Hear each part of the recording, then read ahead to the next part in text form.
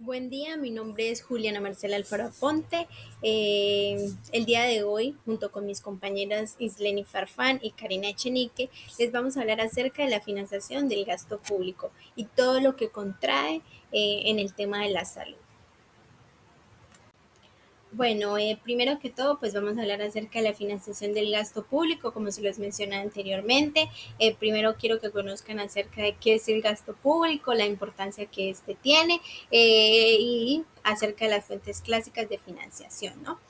Pues como primero tenemos que el gasto público ese es el que realiza el gobierno para satisfacer cada una de las necesidades de la sociedad y así cumplir con unas responsabilidades que incluyen amplia variedad de gastos como son los servicios públicos, las transferencias, pensiones, subsidios, ayudas sociales, también en el gasto personal como lo son los salarios, los beneficios, gastos en bienes y servicios, intereses de deuda, gasto militar. El gasto público se financia principalmente a través de la recaudación de impuestos, ¿no? Pero también puede ser financiado por otros medios. Como un ejemplo sería como la emisión de deuda pública o la venta de activos estatales, ¿no? La financiación del gasto público se refiere, digamos, la forma en que el gobierno debe obtener los recursos necesarios para financiar sus gastos y actividades, pues que tiene, digamos, en este caso, nuestro país Colombia. Entonces, el gobierno debe determinar y tener los recursos necesarios para suplir cada una de las necesidades pues que enfrentamos nosotros como colombianos y darle un manejo adecuado. En el tema de la importancia, como se les mencionaba, también es un tema que quiero tocar. Es importante pues porque esto nos permite que el gobierno pueda cumplir con cada una de las responsabilidades y proporcionar bienes y servicios públicos pues a la sociedad donde nos vemos beneficiados pues nosotros. Sin embargo, también es importante que la financiación sea sostenible y no genere problemas económicos, ya pues que en el tema de la financiación también se pueden presentar ventajas y desventajas, como digamos una desventaja, la inflación o el déficit pues, fiscal. Eh, pues entonces para tener en cuenta esto, seguido de esto les voy a hablar acerca de las fuentes clásicas de financiación del gasto público. Pues en este caso les voy a hablar acerca de las fuentes clásicas de financiación del gasto público. En este tema, estas se han establecido tres fuentes clásicas en economía de financiación del gasto público, las cuales son la tributación, el endeudamiento y la creación de dinero nuevo, ¿no? En el tema de la tributación, encontramos que esta es consagrada como una de las fuentes más sanas de financiación en el gasto público y siempre ocupa un lugar principal fue en la fuente de financiación del gasto, ¿no? El asunto de la tributación nos plantea y recrea de entrada el problema de la elección. O se escoge un sistema tributario progresivo o se escoge un sistema tributario regresivo, aunque la elección la hace el Estado, ¿no? Esta es la misma que se encarga de influir con las fuerzas públicas y políticas en el tema del movimiento y en el fondo del desarrollo histórico, social y cultural que se maneja, existentes pues en la sociedad. Dentro de este último hay que descartar que el desarrollo económico y la fuerza de la comunicación del capital y el desarrollo de las fuerzas perspectivas han tenido pues que ver mucho en este tema, ¿no? En el tema de la tributación, pues que ya es uno de los principales fuentes de financiación que tiene pues el gasto público y pues es uno de los pilares que enfrentan, ¿no? En el tema del endeudamiento encontramos que este se refiere a pues a la práctica de financiar gastos del gobierno, es decir, mediante una deuda, prestándose dinero de entidades financieras, organismos internacionales o inversiones individuales. Esto puede ser, digamos, necesario para cubrir déficits presupuestarios o financiar proyectos de infraestructura o responder a emergencias que se presenten pues en el país. La creación de dinero nuevo, esta pues se hace en el tema del gasto público, se refiere a la emisión de dinero por parte del gobierno o del Banco Central para financiar los gastos públicos, o sea, recrean la creación del dinero pues para tener efectos positivos como estimular la economía, financiar gastos públicos, reducir una deuda pública. Sin embargo, pues la creación de este dinero nuevo puede tener efectos negativos, ¿sí? Porque hay que tener en cuenta que cada uno de estos de estas fuentes de financiación generan aspectos positivos y negativos. En el tema negativo podemos encontrar que la inflación, digamos, la inyección de dinero en la economía puede generar inflación, es decir, un aumento en el nivel de cada uno de los precios pues de la industria o de la comercialización de algunas de bienes y servicios de, en nuestro país, ¿no? Digamos también la devaluación de monedas, que es la creación de dinero nuevo, pues puede devaluar la moneda, lo que puede hacer que los bienes y servicios pues importados sean muchísimos más caros pues de lo que son ahora, ¿no? Y también podemos tener un riesgo de hiperinflación, ¿no? En esto, pues, es la creación excesiva de dinero nuevo que puede generar una hiperinflación, es decir, un aumento extremo en el nivel de precios también en nuestro país, ¿no? Eh, Seguido de esto, les voy a hablar acerca de la política fiscal. Bueno, en el tema de la política fiscal es uno de los elementos importantes en el tema del gasto público, ya que pues esta se compone de las medidas implementadas, pues las medidas que implementa el gobierno, digamos, tendientes a encauzar la economía hacia ciertas metas, es decir, hacia ciertos objetivos que se plantean desde un inicio, en los cuales pues estos cuentan con unas herramientas fundamentales. Pues para que ellos le den un manejo del volumen y del destino del gasto público, del dinero, de los recursos que se tienen, digamos, para el tema del país, ¿no? La política fiscal, esta también pues incluye las formas de financiar los gastos del gobierno, por ejemplo, digamos, si la economía está entrando en una fase recesiva, el gobierno puede disminuir los impuestos y aumentar el gasto con el fin de que expandir la demanda agregada y superar pues la recesión que se presenta. La política que sigue, pues el tema del sector público, pues es la política fiscal respecto a cada una de sus decisiones sobre gastos, impuestos y sobre endeudamiento, ¿no? Esta política pues siempre tiene su objetivo, el cual es facilitar e incentivar el buen desempeño de la economía nacional para lograr pues niveles aceptables y generar un crecimiento sobresaliente y una sostenibilidad para el país, ¿no? Generando pues empleo y no pues no buscando digamos que se generen desventajas o se vea afectado el país, ¿no? Los objetivos de esta política básicamente son moderar cada uno de los ciclos económicos, procurar elevar, digamos, el nivel de ingreso nacional, restituir el ingreso y proveer bienes públicos, que se vea mucho el tema del aumento del empleo, ¿no? Pues estas políticas fiscales se clasifican en dos grupos. Tenemos la política expansionista y la política contraccionista, ¿no? La expansionista, esta básicamente se presenta cuando se toman medidas que generan, digamos, un aumento en el gasto del gobierno o una reducción de los impuestos o de pronto una combinación de estas dos, ¿no? La contraccionista se presenta, digamos, cuando se toman decisiones para tener un gasto gubernamental reducido o aumentar, digamos, los impuestos o una combinación de las dos. Es importante, digamos, que el gobierno de turno maneje la política fiscal de manera responsable, es decir, que se logre financiar cada uno de los gastos sin incurrir en un alto y sosteniendo pues un déficit fiscal.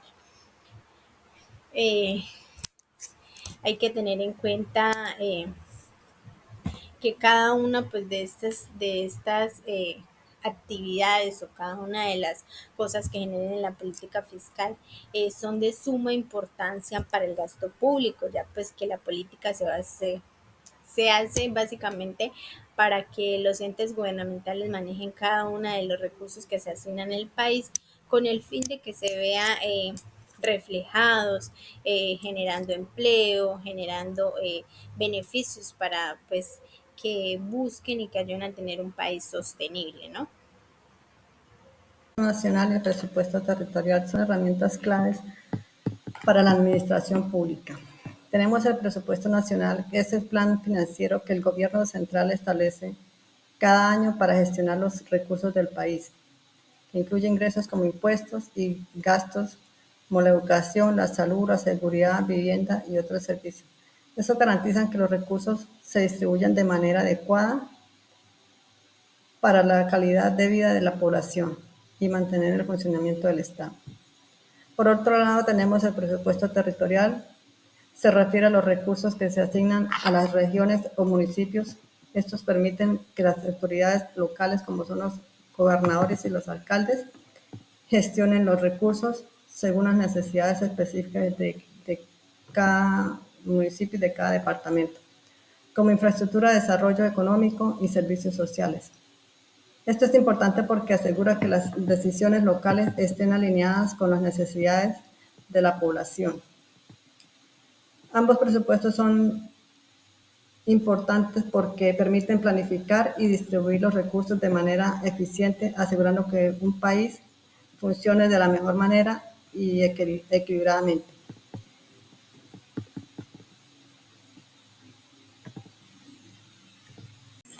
Los bienes públicos y la privatización. Bautista Santander nos dice que los bienes públicos se definen por dos características, la rivalidad y la no exclusión. La no rivalidad significa que el uso de un bien por una persona no disminuye el disfrute de los demás. La no exclusión implica que nadie puede ser excluido de su uso. Ejemplo, las vías y el alumbrado público. El Estado tiene los recursos para producirlos y asegurarse de que lleguen a quienes lo necesitan, mejorando la calidad de vida. La privatización, juega un papel importante en la lógica de costos y beneficios. Cuando el gobierno dice que una empresa privada tome el control de un bien o el servicio que antes era público, como el agua o la electricidad, la idea es que las empresas privadas, al ser más eficientes, podrían mejorar la calidad del servicio.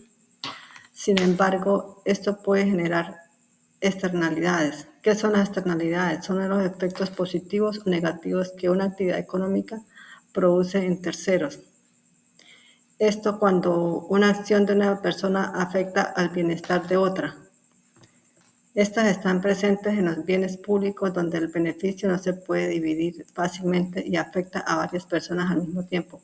Ejemplo, cuando una persona se beneficia de la educación o la capacitación, no solo mejora su situación personal, sino que también tiene un impacto positivo en la sociedad en general.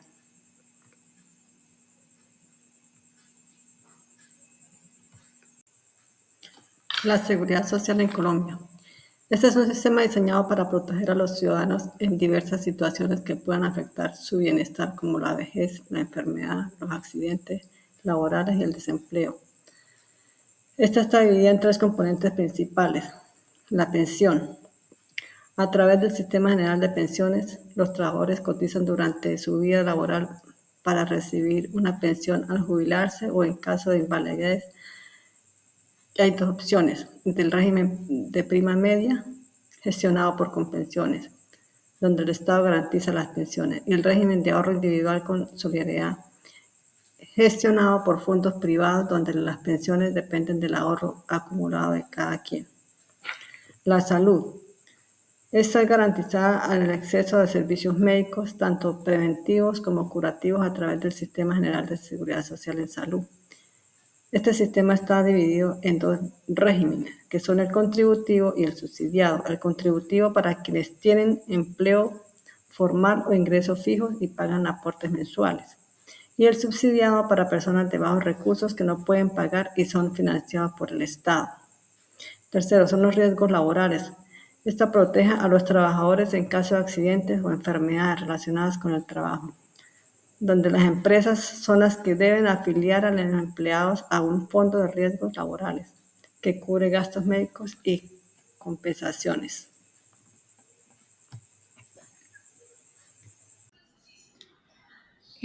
Bueno, dándole continuidad con los subsistemas de la seguridad social en Colombia, encontramos el sistema general en pensiones, el cual aplica a la mayoría de trabajadores en nuestro país, tanto dependientes como independientes. Este está compuesto por los regímenes de prima media con prestación definida y la de ahorro individual con solidaridad. Cada afiliado puede escoger el régimen de su preferencia. pero una vez este realice o efectúe esa selección, solo la puede cambiar una vez cada 5 años. Ya faltando 10 años para cumplir la edad de vejez, este afiliado puede trasladarse de régimen y la afiliación a este sistema es obligatorio tanto para los trabajadores dependientes como para los independientes.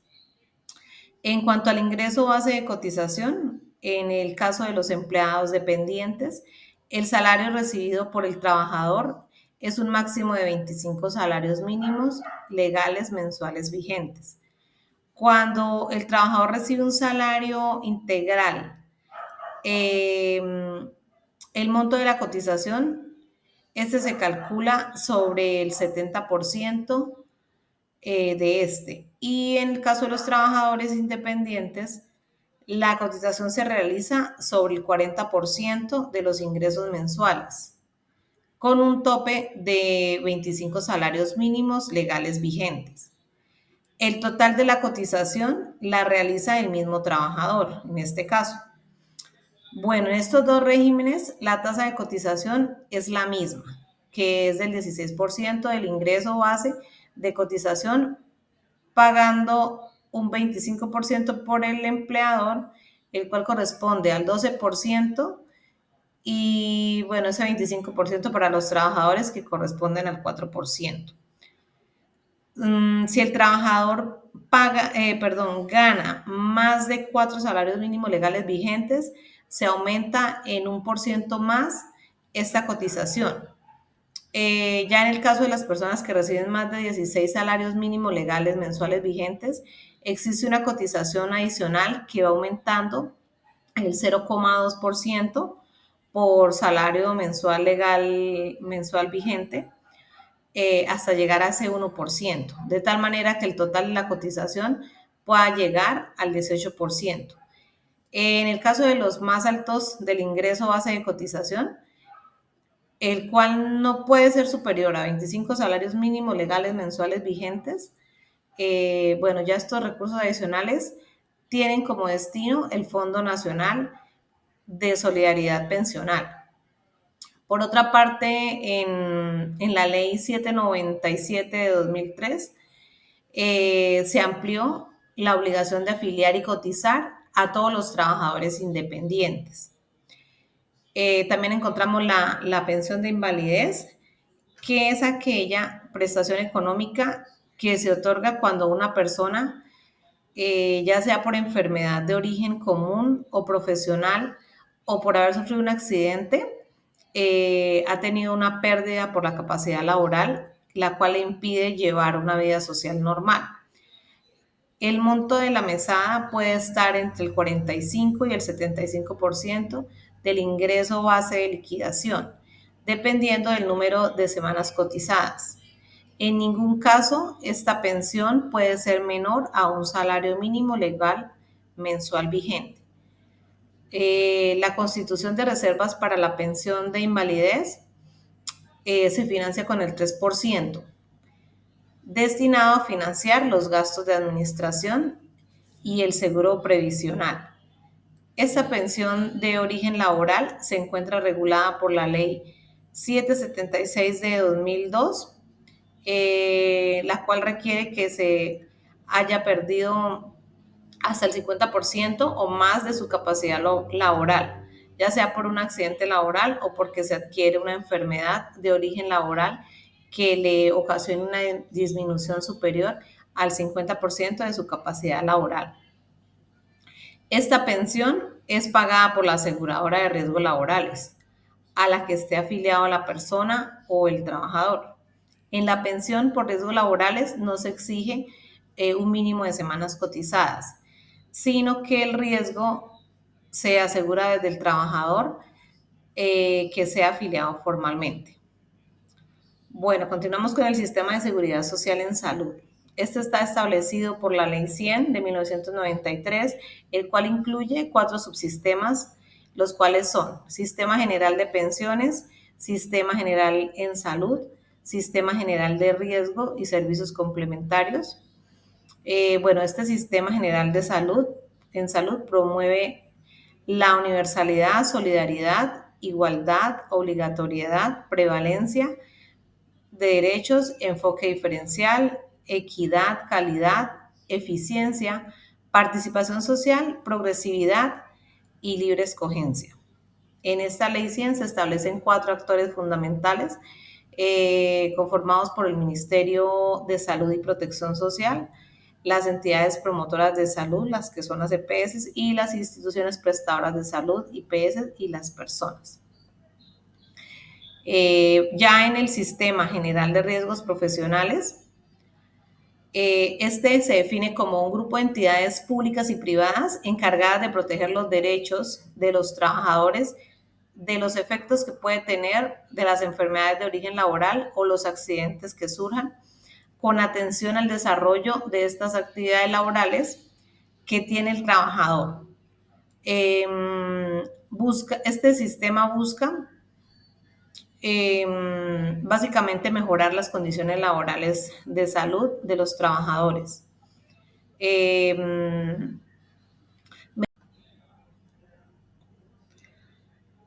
Bueno, seguimos con esta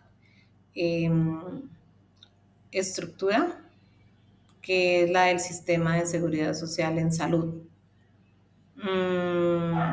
Encontramos las entidades promotoras de salud, las EPS.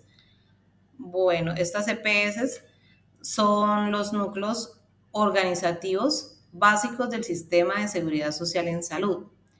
Asimismo, son las entidades responsables a la afiliación y el registro de los afiliados, del régimen contributivo y del recaudo de sus cotizaciones por delegación del Fondo de Solidaridad y Garantía. Las instituciones prestadoras de salud, IPS, son como los hospitales, las clínicas, los consultorios, los laboratorios, los centros de atención básica y demás centros de salud, y todos los profesionales que agrupados o individualmente ofrecen sus servicios a través de las EPS. El Ministerio de Salud, tiene como objetivo formular políticas, estrategias, programas y proyectos que orienten los recursos y las acciones del Sistema General de Seguridad Social en Salud, así también como las normas científicas, administrativas, pertinentes, con miras al fomento de la salud, la prevención de la enfermedad, el diagnóstico, tratamiento y rehabilitación. El Consejo Nacional de Seguridad Social en Salud, es liderado por el Ministerio de Salud y el director general del sistema. Los organismos de concertación entre los diferentes integrantes entre ellos está que las decisiones serán obligatorias y podrán ser revisadas periódicamente. Ya en el Fondo de Solidaridad y Garantía, lo que es el FOSIGA, esta es una cuenta que está adscrita al Ministerio de Salud, que tiene por objeto garantizar la compensación entre las personas de distinto ingreso y riesgos y la solidaridad del Sistema General de Seguridad Social en Salud, cubrir los riesgos catastróficos y los accidentes de tránsito. Y por último tenemos la Superintendencia Nacional de Salud, que es ese organismo adscrito al Ministerio de Salud, tiene facultades para aplicar sanciones, cumplir las funciones de inspección, vigilar, controlar, implementar mecanismos de evaluación, de calidad científica, de prestación de los servicios y control presupuestal del sector salud. Bueno, cuando hablamos acerca de financiación del sistema de seguridad social, pues encontramos que que el sistema de gestión de seguridad en salud se financia básicamente con recursos fiscales y parafiscales de acuerdo pues con la concepción y el diseño inicial pues que se tiene del sistema, la ley 60 de 1993 y posteriormente pues la ley 715 del 2001 pues donde buscan regular el financiamiento de la salud con la consolidación fiscal entre un marco de descentralización de competencias territoriales en tanto que la ley 100 de 1993 desarrolló lo relativo a la financiación, pues mediante los recursos parafiscales representadas en las cotizaciones o aportes a la seguridad social en salud, pues que constituyen el mecanismo esencial de un financiamiento del régimen contributivo, pues que aporta a su vez a la financiación del régimen subsidiado, ¿no? Y los recursos de los subsidios, pues familiar, que recaudan las cajas de compensación familiar proveniente del aporte parafiscal sobre la nómina, pues también concurren en la financiación del sistema de gestión de seguridad social los aportes del presupuesto nacional y los recursos de orden territorial representados en la renta cedida, ¿no? La financiación del sistema para el régimen subsidiado pues se realiza con base en el aporte efectuado por el Estado, el cual pues cubrirá la atención en salud de la población sin capacidad de pago, población pobre y vulnerable del país que se encuentra afiliados pues a dichos regímenes, ¿no?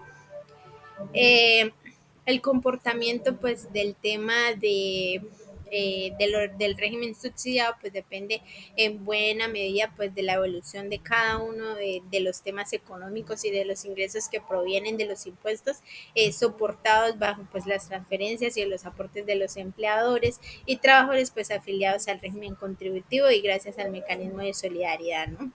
El régimen contributivo se financia con el aporte que hace el trabajador dependiente, ¿no? El empleador, el trabajador independiente o personas con capacidad de pago para que él y su grupo familiar pues accedan a los beneficios contemplados pues en este sistema, ¿no? El régimen contributivo pues se financia esencialmente pues con los recursos que realizan en las cotizaciones que realizan conjuntamente los empleadores y sus trabajadores dependientes, los trabajadores pues independientes, los pensionados y las madres comunitarias, aunque también se constituye básicamente recursos del sistema, los correspondientes a los copagos, las cuotas moderadoras, que pagan pues cada uno de los afiliados al momento pues de recibir los servicios de salud y pues los recursos provenientes de las cotizaciones pertenecen pues al tema del FOSIGA, pero pues la delegación de la ley 100 de 1993, pues bajo esto son recaudados por las entidades promotoras de salud,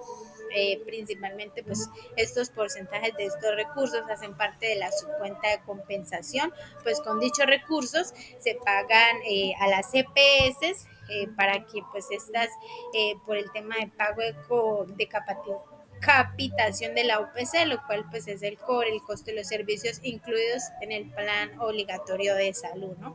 Hay que tener en cuenta pues cada uno que